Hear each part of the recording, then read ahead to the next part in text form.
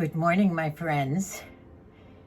Well, in this video, you are going to see a cooking video of something that you're going to love. That will be near the end. And I'm also going to show you a little bit of my facial massage and how I get ready in the morning real fast. It's not a makeup one. My second day of scrunchies. Slept on it last night, still haven't brushed it, but I did want to show you how full and curly it still looks when you take it down and renew it with a little spray. I'm also going to show you in this video the 3 leisure suits or outfits that I bought last fall. So stay tuned if you think you'd like this.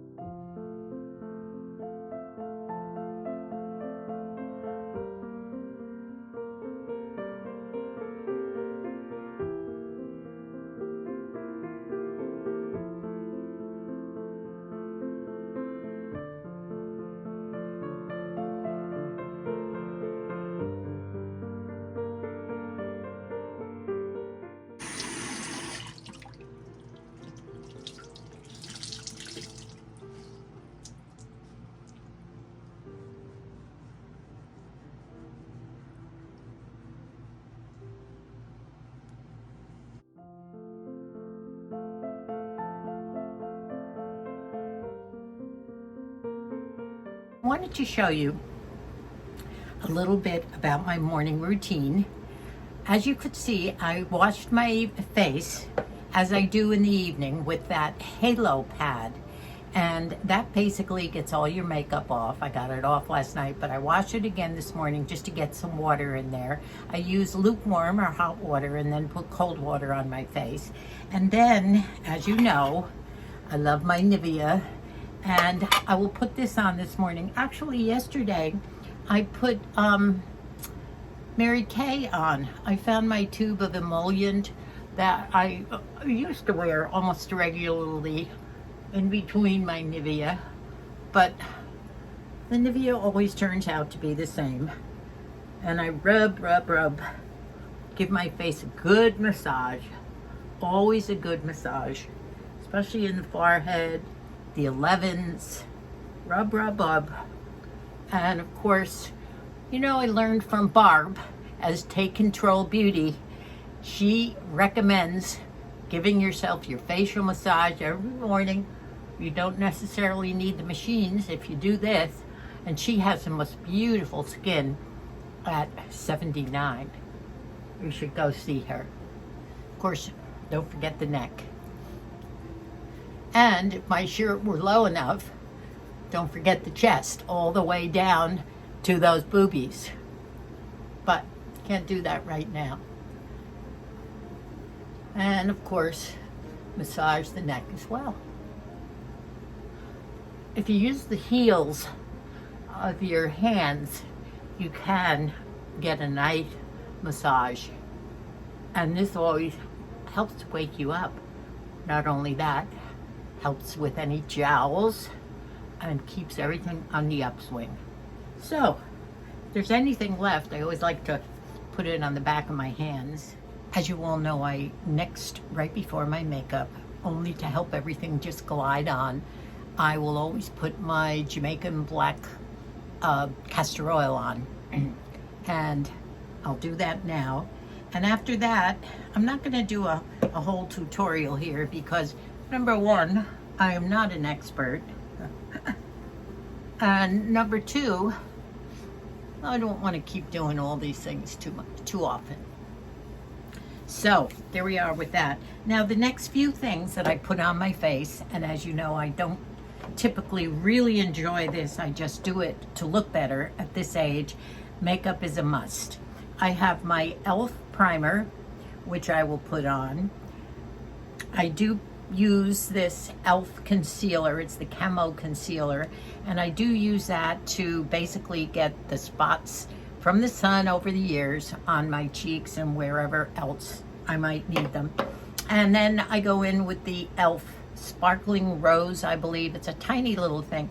But you know what? That goes so fast that I might have to try and find something else that's going to last a little bit longer. But I do love the rose color. And then after that, I have my Infallible glow stick, and that's it. Then the eyes. So I won't put you through all this because I do have one more thing I want to do. Now this is the e.l.f. primer. In fact, I think it's a little bit of a serum. This one might be a little bit different. I don't know. Bring it down on the neck and then kind of rub it all in. I don't use a foundation. I think it's just too heavy for me. And quite frankly, I don't wear makeup every day anyway, thank heavens. Mainly because I'm only if I'm going somewhere or if I'm doing some kind of a video. So that's what it is. If it feels too heavy and too thick, I always blot it. Especially in this heat, you really don't want to run around with a lot of makeup on your face. So I will continue with my makeup, and then I'm going to show you some of those leisure suits, and that might be it because I did a pretty long cooking video. It was the day I think I was running around with my techie stuff at Best Buy, and I made a bruschetta. Some people say bruschetta, and wait till you see it. Moose and I kid you not, we finished off the whole thing all by ourselves. He loved it. And I put a little bit of a tomato basil goat cheese on the side with some olive oil on the top. And every once in a while we put a little bit on one. Oh, was that good. That's all we needed. I had a little French salad on the side with some of our tomatoes from the garden. It was delicious. So, makeup's done. Did it under 5 minutes. And I wanted to show you, so many of you had suggestions for my lower eyelids, and I thank you so much for all those comments, and they're all good comments. What I did on my lower lids, and I want you to see, I have a very skinny brush here. I took someone's tip, and I dipped it in a dark brown of my RIMMEL. This is what I use, my $7 RIMMEL. And I put this dark brown, I dipped it in that dark brown, and it was skinny so it would follow the line. Now I don't tight line or wet line, I just don't like that. But I put it right on where the lashes would be or under the lash line, and it gave a good look without putting mascara on. So I don't have mascara on my lower lashes today, and I'm gonna try this out. Doesn't look bad. Boy, what a difference makeup makes, doesn't it? Honestly, especially at this age. It's amazing. And it doesn't have to be caked on heavy makeup either. This is all pretty light and pretty inexpensive. So that's what I did. I used the pencil. Someone said, oh, that pencil that you were using to line under your eyes is for the eyebrows. Let me just find it here. The e.l.f. pencil with the spoolie, and it is in a very light color, which I do use up here to fill in my eyebrows and my tails. And so it really wasn't coming out dark enough under here. So that's why I thought, okay, I'm always up for a good tip, ladies. So I use this, and maybe it looks better. It's kind of hard for me to see, you know, when you wear glasses to try and see, even though we have these magnifying mirrors and everything, it's hard. We just can't always get it right. So, you know, it's a good thing that I video these in little short segments because I get a chance to go back and look with my glasses on at what I've done in the previous segment. And I did not like my eyes. They were too dark, too much dark shadow, and I wasn't wild about this. This I thought was okay, maybe a little bit thinner, but you sure do see what you did wrong and what you didn't do or what you did too much. So I did with my finger try and take all that dark stuff. The shadow was not even, it wasn't smooth, and I think it was too dark. So enough of the makeup for today. Very quickly, I'm going to show you these outfits. And last winter, I found that I put together each one of the leisure suits with a color that corresponded. I just love those knitted sweaters with the pockets, and they're great for California weather that you can throw on, and if it's a little cool. And every time I went out, I got a compliment that the color matched what I had. And all this I've had in my wardrobe. So let me show you some of these things quickly. Now I still have my jammies on, so don't worry about my outfit. Okay, I'm cleaning my glasses here. All right, the first one, I love this sweater that I had. This is a knit sweater with all these beautiful flowers on it. I've had this for several years. In fact, I think all of these three-quarter length knit sweaters were given to me by my daughter Dub as part of the wardrobe she didn't want anymore. And it has these great big lapels that go back. I love this sweater, and I forget where she got it. But this is the leisure suit, and I'll show you the black one first. Look at the nice buttons in the front. Aren't they nice? And the brand name, if you want to try and search on your own, is Quentin. And I did get this in a 2X, mainly because I like everything loose. My normal, I would get maybe a 1X or an XL. 1X mainly in sweaters and things. But this one, I went in the 2X. I think that's a 2X, yes. And it's big, but I was worried about shrinkage, but it's all good. These were well-made things. Now look at them. They're really pretty. They have a nice sleeve with a little split in the cuff, and they're a little bit longer in the back. They would cover your bum, and the pants are nice. They're straight leg. They're not too wide, but they're definitely not cuffs.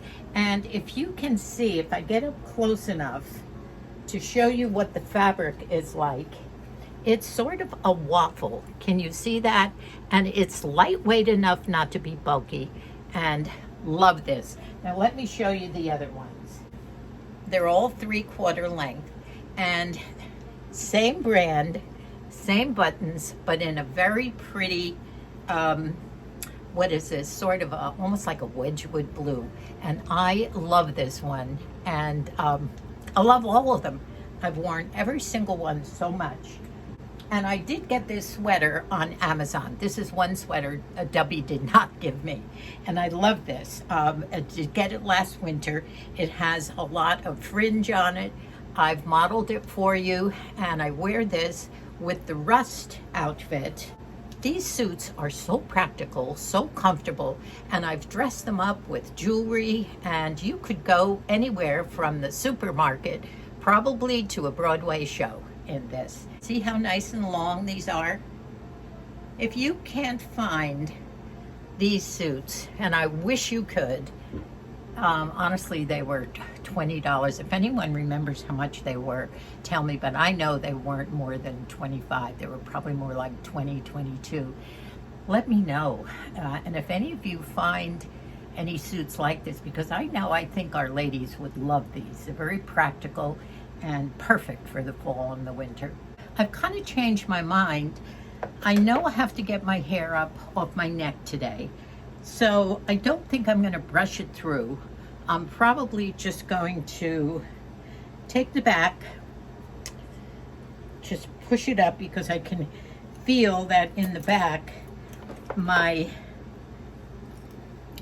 neck is already perspiring.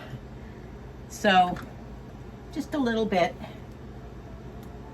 I'm going to do the same thing. It's not going to be as curly, but I think I'm just going to leave it at that. I'll fix it later when I get off camera.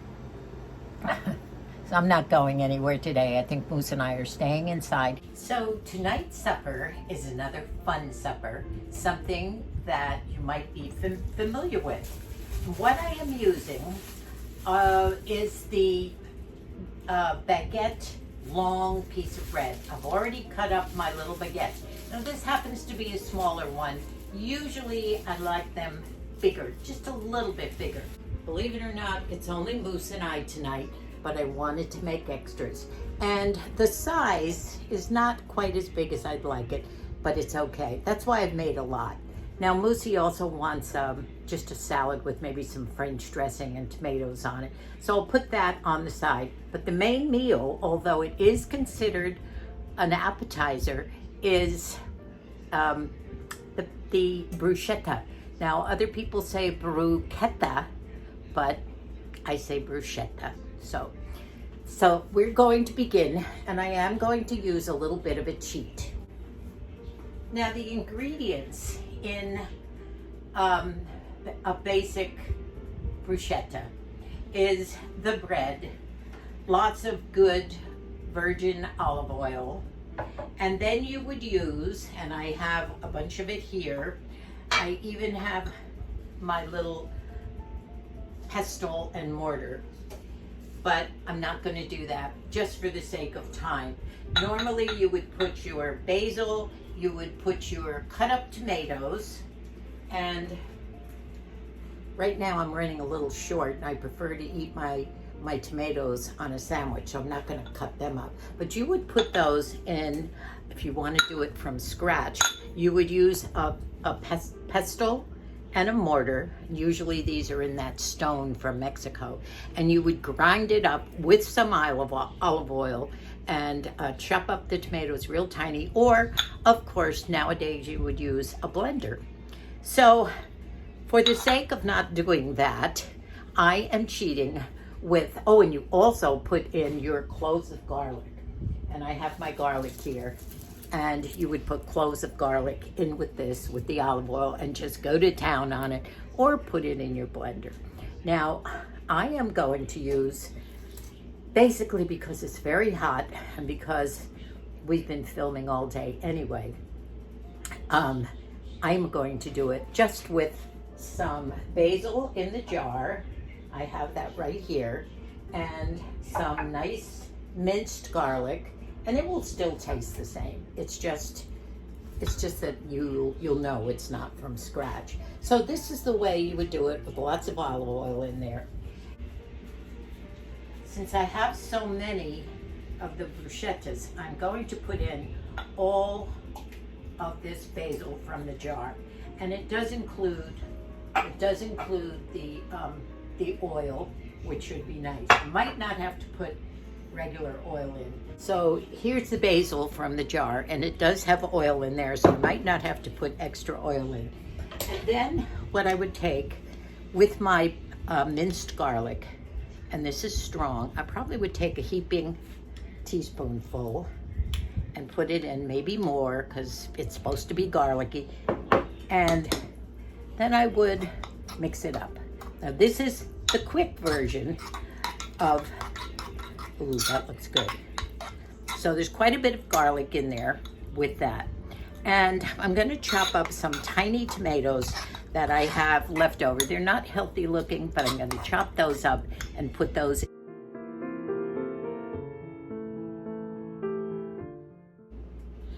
My cherry tomatoes are producing pretty well, so I chopped up some of the cherry tomatoes that I brought in a couple of days ago, put those in. And another thing you could add, which I absolutely love, is dried tomatoes. Actually, I love the taste of sun-dried tomatoes, so I'm gonna add some of those too.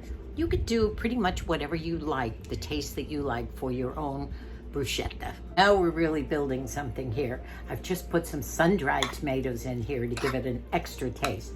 I just hope it's strong enough with the garlic, because the garlic taste is really what you want. Now I think I have a lot of the mixture here to go in, and it's nice and oily. Now one last thing that I will do, I will put a little bit of oil on them and rub them with a piece of garlic, just to make sure it's gonna come out nice and garlicky. As I'm trying to open my garlic here, I find that it's been sitting around too long, and I don't have any nice, juicy garlic cloves. So I'm gonna have to punt, as they say in football, right? And I'm gonna have to go back to the garlic in the jar, because I would have rubbed fresh garlic on top of the bread with the oil. So here I go, improvising again, but I think it'll still taste great. I've laid out a tray here with all of the bread on the tray. And now I'm going to put just a teeny bit of garlic on each one. And now I'm going to drizzle oil on these baguettes. Now these do go into the broiler for just a little while, just to slightly toast them up. And then you take them out and you put the mixture of the basil, the tomatoes, and the garlic, and the sun-dried tomatoes on the top. Now you put them back in until they're nice and warm, and then you serve them. I have some cheese here, some goat cheese that has the basil and the tomato and garlic taste to it. So I will warm that up a bit, put a little bit of olive oil on it, and if you want your baguette to be accompanied by some cheese, you would put a little bit of that on too. Normally, the normal recipe for a bruschetta is not to have cheese on it. In this goes now. So these are ready to be slightly toasted. Now, by the way, I have to add that they're being broiled right now. Not in the oven, but in the broiler. Well, in the oven, but the broiler part. So that's, ooh, it's warm in here. I'm glad I'm not cooking a big dinner tonight. So we'll wait just a few minutes, and I will keep an eye on that because they're not going to be in for long. And then we'll pile the mixture on top. Here are the baguettes, lightly toasted. Now I'm going to put the mixture on. So now I'm going to load them up. And there's not much that you can put on each one because the pieces of bread are not very big. And I can tell right now that I'm going to have loads of this left over. So maybe we could send some up to Mike and Colleen if they like these.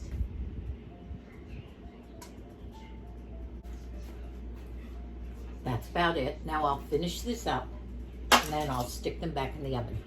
You could turn the oven down to low broil. I have them on a high and then down to a low, only for 2 minutes, maybe less than that. And you could now go to the oven and warm them at 400. The oven is already going to be hot. So that's your choice, but just until everything is warmed up again, and then they're ready to eat. So here it is, another Nanny meal that I've sort of improvised on quite a bit, as it turned out, since I didn't have the garlic cloves. But let me show you these. They look lovely. Don't they look yummy? You know, they say there's a lot of antioxidants and everything in tomatoes especially. So think of it as a somewhat healthy meal. So we're gonna go eat it now while it's hot, and I hope that you enjoyed this. It's an easy one.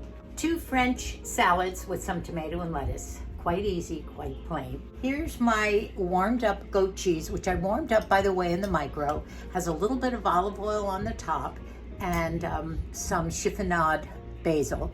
And we can just dig in and help ourselves. So that's it on a warm day in the kitchen.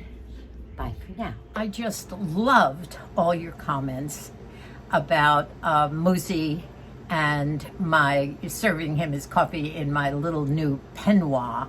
A lot of you were not familiar with the term. It's just basically the outer garment of what you would wear, usually sheer and billowy and sleeves, and you wear it over your negligee. Now the terminology gets mixed up. It can be called dressing gown or whatever, but back in the day, we did get these as sets, and the peignoir was the outer garment that you took off before you went to sleep. You would wear it just breezing around the bedroom, I guess, having wine or whatever, and then you would take that off, and as Musi says, hang it on the bedpost, and then you would have your negligee or your lovely sheer nightie. And that's just the terminology that was used back in the day. And it was a fun video.